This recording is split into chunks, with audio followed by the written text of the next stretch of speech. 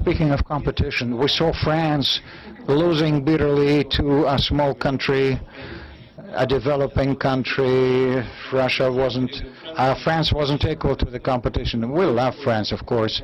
Yesterday we witnessed that on a soccer field. Russia, did you say, well, we have a good Dutch coach now, so Russia is well set for new developments. Many in this country believe that we can win in another kind of competition, and in a competition that pertains to the information technology area. We have a chance of occupying an important niche. Our program compilers are winning important competitions. They work for important world companies, and Mr. Galitsky has suggested to create an incubator for programmers. Hopefully the government will help. Many critics say that money will be misappropriated in the process. Would you be prepared to work with such risks? And yes, Alexander also agreed to become member of the Skolkovo Council. Well, I'm hearing other things as well. People tell me that I am doing very dangerous things. I need to remain independent.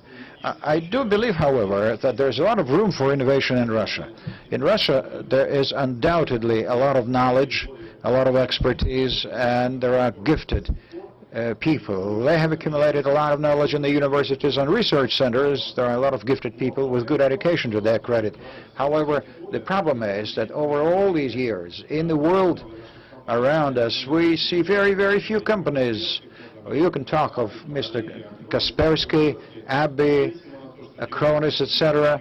They have grown to be what they are, despite whatever has been happening in Russia in the meantime. So based on the experience of those people, working together with them, we have put forward this project. We understand only too well one major issue that Russia is facing: the creation of a new idea, of a new technology. Costs from 25 to 40% of the cost of any project. The rest is spent on building the project and on introducing the product to the market. And in that respect, Russia has always faced problems. Throughout its history, we in Russia would build something wonderful, only one piece though.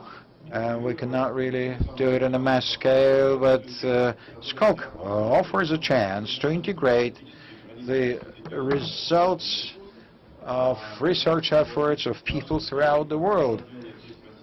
There are ideas that have been born in Russia, and those ideas, thanks to international integration, will have better chances of being offered to the world. Russian and foreign companies that may open R&D departments at Skolkovo, if they work to complement each other's stronger points,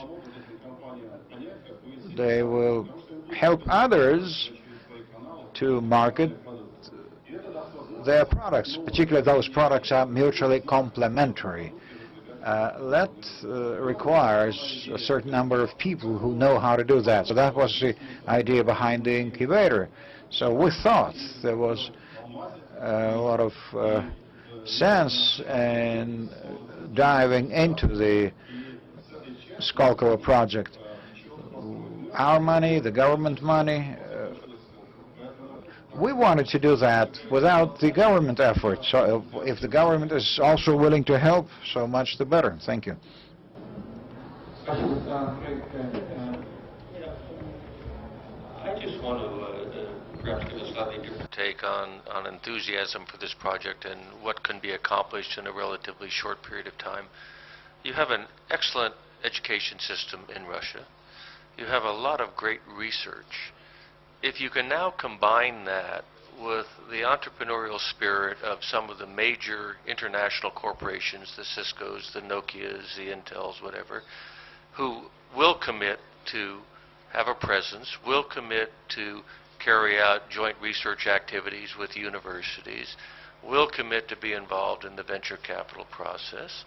If you could combine that with the entrepreneurial spirit of a couple of the major educational institutions of the world who have been absolutely expert in entrepreneurship.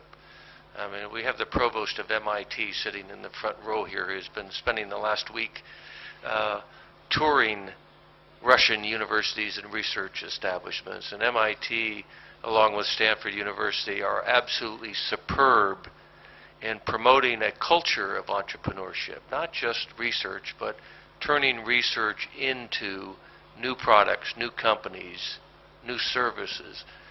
If you can combine that with the venture capital expertise that exists, not only in big companies, but independent VCs from around the world who have the experience to transform ideas into commercial development, and then have the government touring Russian universities and research establishments. And MIT, along with Stanford University, are absolutely superb in promoting a culture of entrepreneurship, not just research, but turning research into new products, new companies, new services. If you can combine that with the venture capital expertise that exists, not only in big companies, but independent VCs from around the world who have the experience to transform ideas into commercial development, and then have the government do its magic with supporting or subsidizing R&D, liberalizing government policies to make it easier to create companies, I think you have the recipe for immense success. And if you start this off on a semi-virtual basis, you can almost see this immediately.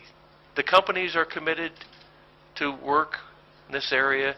We need to convince the universities to work in this area, the VCs to work in this area, and then to stir this up with the government catalyst. And I think you can't describe that and not get excited about it. There's a cultural challenge.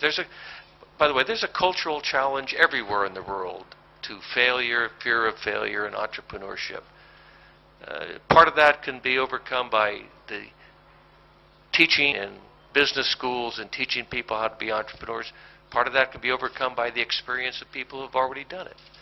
I think we just need to rely on that experience, get enthusiastic, and then get on with this project. I mean, it's not something that any country can afford to debate in the 21st century. You have to do it or you'll be left behind. This is an opportunity for Russia to do it.